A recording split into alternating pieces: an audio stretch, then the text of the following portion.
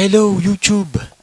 At narito na naman ako, Luis Daniel Vlogs, para mag-react na naman sa panibagong mass shooting incident sa Zamboanga. Grabe no, nakakabigla at nakakagulat na ayan na naman. May panibago na namang pambabaril. At nakakagulat pa dito high school lamang yung gumawa nito. Bata pa rin ito. Grade 8 yata o grade 7. So, grabe. Hindi, grabe talaga. Nakakatakot. So, para siyang nasa...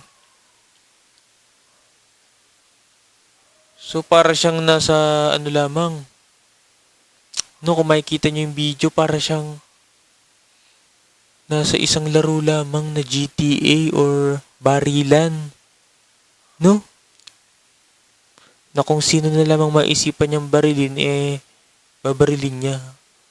Grabe, mga nagkaklase pa talaga yung mga estudyante na doon sa Zamboanga nga, sa Ateneo de Zamboanga pala yun. Talagang nan-trip siya at hindi lang yan ha. Naka-live pa yung mismong ng baril na bata. So, grabe. Lungkot na ganito. So, ayan. Panoorin na natin yung video na balita. Kahindik-hindik na balita at nakakagulat. Grabe. Balita mga kapuso, panibagong school shooting sa Zamboanga City ang gumulantang ngayong araw. Dalawang nasawi kabilang ang shooter na grade 8 student. Grabe. Dalawa pala yung nasawi. Ang ginamit ng baril sa tatay niyang hepe ng Customs Police sa Tingnan mo, pulis pala ang tatay ng suspect. So ayan na naman, may nakuha na namang baril. So laging ganun, pulis yung tatay, pulis yung tiyahin, ganun. Yung nakakagawa ng krimen. Dapat talaga pagka may baril ka talagang hindi pinapakalat-kalat yan na parang lang laruan. No? Dahil delikado. Bukod sa kaso, nililive na siya sa pwesto. Dapat lang. June Nagpabaya siya Binasag ng mga putok ng baril, sigawan at hiyawan ang pagsisimula ng klase kanina sa Ateneo de Zamboanga University Junior High School. Agad na inilak ng ilang estudyante ang mga pinto. Grabe. At sa hudyat ng alarm, naglabasan sila. Habang nagtatakbuhan palabas ang mga estudyante, dinig pa rin ang putok ng baril. Oh my goodness. Ang pamamaril galing sa active shooter na inilivestream pa ang pagpasok at pagpapakawala ng bala sa ilang silid. Ni-livestream pa? Mayat-maya ang dating ng mga ambulansya. Diba? Sa labas, emosyonal ang mga estudyante pagkakita sa mga sumundong magulang at guardian. Tinipo naman muna sa gym ang mga batang wala pang sundo. Ayon sa mga otoridad, isang grade 10 student ang napatay. Ang shooter na grade 8, namatay din ng magbaril sa sarili pag-akyat sa 5th floor. Usang gala. Nagpaabot ng pakikiramay sa mga Nagpakamatay pala yung shooter. So, grabe. Ang napatay. So, kaya hindi pala siya makukulong no kasi patay na nga. Nako. Shooter na grade 8, namatay din ng magbaril sa sarili pag-akyat sa 5th floor. Ayun, grade 8 student. Nagpaabot ng pakikiramay sa mga biktima ng Ateneo de Zamboanga. What? Grabe, so saan ka pupunta niyan? Yung ng baril na yan. Alam mo na kung saan ka pupunta. Grabe yung ginawa mong kasamaan. Diba? This is ours. So, ayon nga sa mga napapanood natin is may nakaka-impluwensya nga daw dito na online groomers or yung kultong grupo sa laro na kilala nga daw bilang isang 764. So, dati nga daw sa USA lang may ganitong mga nagre-recruit ng kabataan. So, kaya mga kabataan dyan mga kids, ingat-ingat kayo ha. Iwasan ang grupong 764 o anumang grupo na nag-i-impluwensya sa inyo na gumawa ng masama. So, grabe. Hindi, grabe talagang hindi mo masisikmura. security So, talagang dati nga daw sa US lang to nangyayari kaya mababalitaan nyo, meron doon mga mababalitaan kayo, mga nagbabarilan. So, ngayon, meron na rin sa Pilipinas, nakarating na rin sila. So, grabe, binibiktaman na nila yung mga kabataan dito.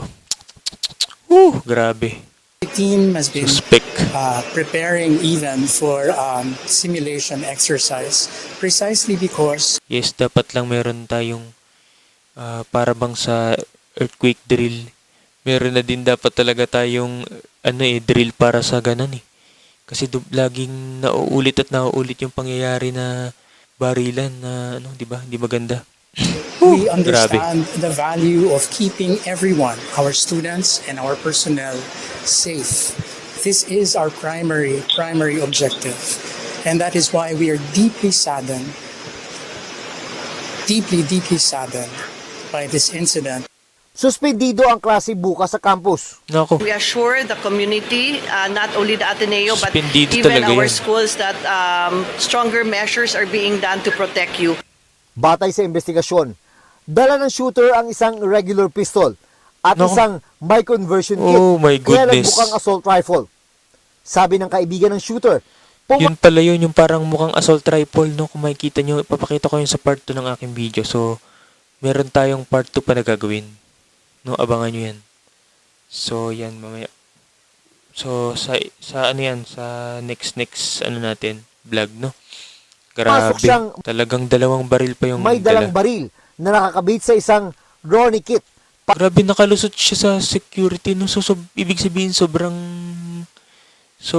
ano lang nung security, tawag dito. Napakaluwag, no? Talagang nakalusot siya na may dala-dala siyang baril, hindi maganda. Para Nako. maging semi-automatic rifle. Kala po mga joke-joke lang yung sinabi niya like, I will shoot the school, mga ganun-ganun, like Naku. mga jokes, no? Pero baka science 9 po ata, tapos may mga jokes pa na may baril po siya sa bahay. Palaisipan pa kung bakit siya namaril Grabe. at kung paano ipinustit sa campus ang mga armas. Titignan namin yung kanyang gaming history at kanyang chat history.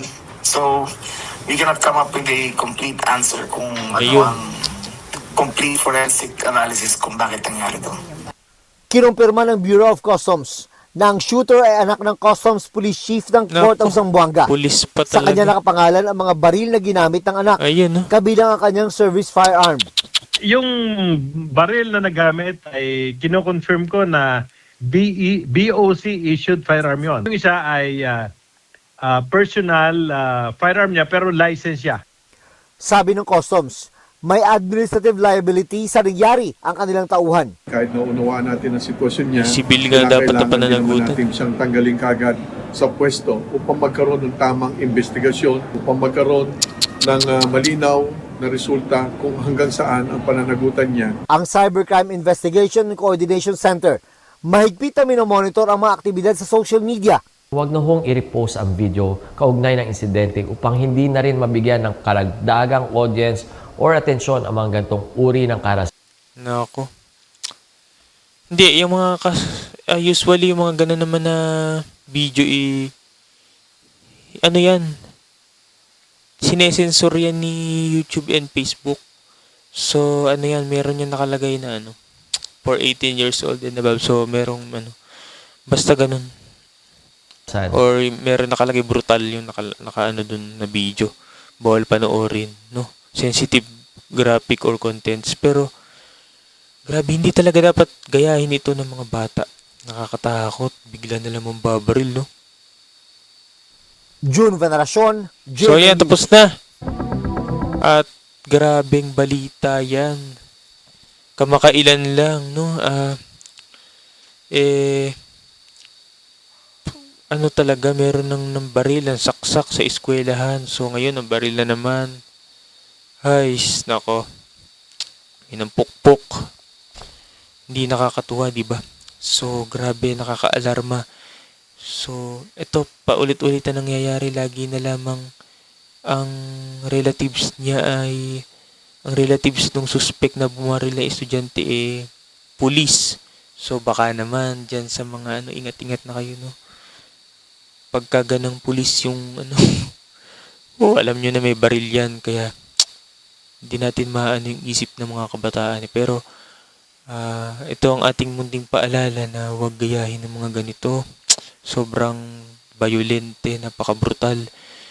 Ay, sobrang makademonyos. Sobrang masama. No? Grabe talagang parang napagtripan lang niya mambaril eh. Nag-live pa. So, wag na magagayahin, no? Do not do that, kids. Right? Okay, so, hanggang dito na lang mga ating komentaryo at reaksyon sa nakakalungkot at nakakagimbal na balitang ito. Kung nagustuhan mo ang video na ito, ay pwede kang mag-like sa video natin at mag-subscribe na din. Bye and see you on my next video. Take it!